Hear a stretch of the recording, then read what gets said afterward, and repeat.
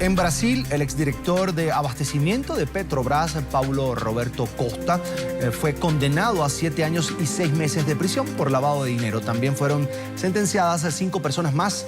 Todos habían sido procesados por delitos de blanqueo de capitales y organización criminal.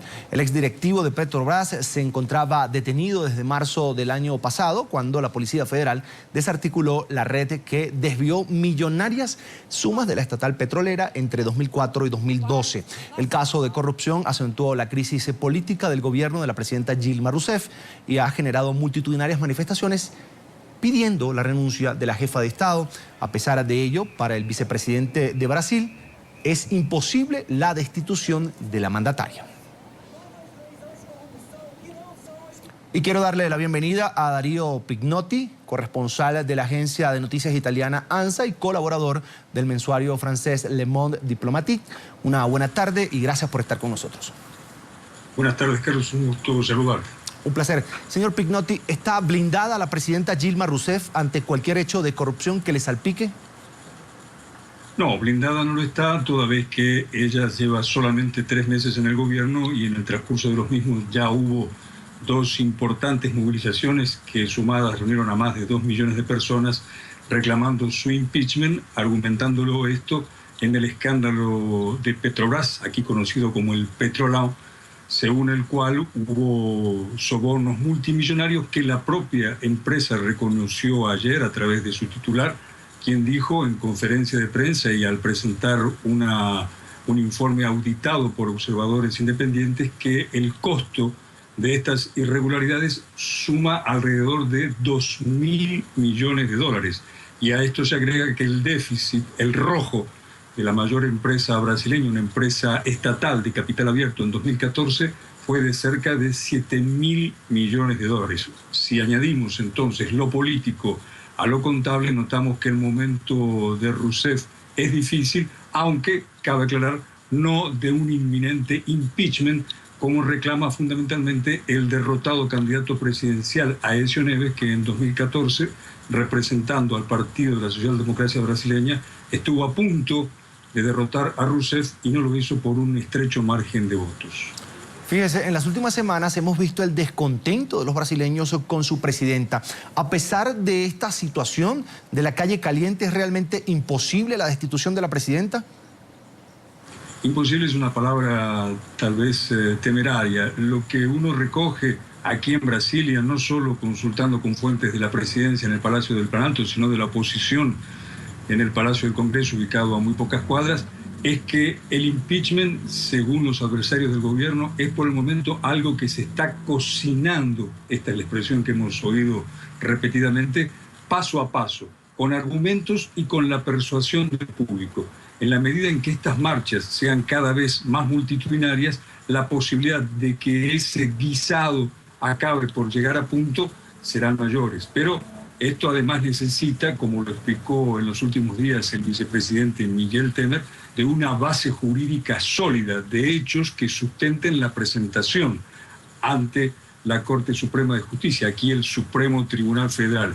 En eso está precisamente el ex candidato presidencial y líder del Partido de la Socialdemocracia, Aécio Neves, que la semana pasada dijo que ya había recogido elementos suficientes como para iniciar una gestión de impeachment contra la presidenta. Claro que la voluntad del jefe opositor no siempre coincide con su principal aliado, el expresidente Fernando Henrique Cardoso, él también del Partido de la Socialdemocracia Brasileña, quien el último domingo dijo que él está a favor del impeachment, pero cuando el momento sea propicio. Y en esto evidenció una discrepancia con su ahijado político, Aécio Neves.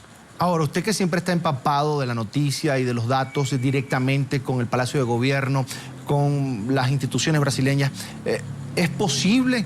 ¿Qué hace falta para que esa denuncia logre captar y centrar la atención, como usted lo decía, del Supremo en Brasil para que se dé la destitución de la presidenta Dilma? En esto, algunos observadores echan mano de la comparación más inmediata, el impeachment que destituyó en 1992 al entonces presidente y hoy senador de la República, Fernando Collor de Mello. Es necesario que haya un hecho factual que le dé entidad jurídica a la petición. Hasta el momento estamos frente a una demanda esencialmente política y el descontento de un sector muy numeroso de la población, especialmente situado entre las clases medias y las clases medias altas. En lo político y en lo social aún no se cuenta con el respaldo de los sectores más empobrecidos, tradicionales votantes de Dilma, tradicionales votantes de su partido, el Partido de los Trabajadores, que si bien están muy descontentos con el gobierno, hasta hoy no han dado ese salto de importancia crucial que sería del disgusto al impeachment. El otro elemento que también hay que incorporar en el análisis es que el gobierno aún, con solo 3 meses en el mandato, si fuera destituido, habría una convocatoria inmediata a elecciones. Y de acontecer esto, ingresaría un tercer actor en el escenario, que es el exmandatario Luis Ignacio Lula da Silva, en rigor el constructor, el hacedor político de Dilma Rousseff, que aún, y en esto nos apoyamos en lo indicado en las recientes encuestas de opinión, conserva una alta popularidad.